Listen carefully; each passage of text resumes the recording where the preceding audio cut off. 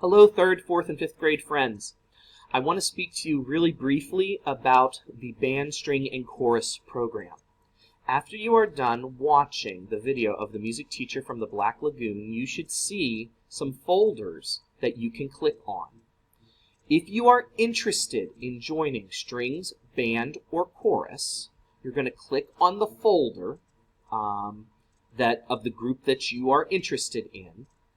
And there are videos that give examples of what the different instruments sound like. And if it's the chorus folder, there is an example of both a live children's chorus concert as well as a virtual children's concert, because that might be one way we do concerts this year with chorus, is doing a virtual children's chorus. After you've seen, you kind of have an idea of maybe what instrument you want to play, you've watched the videos, there's the handbooks that are in the band and strings folders. You're going to want to have you and your parents just kind of glance through those.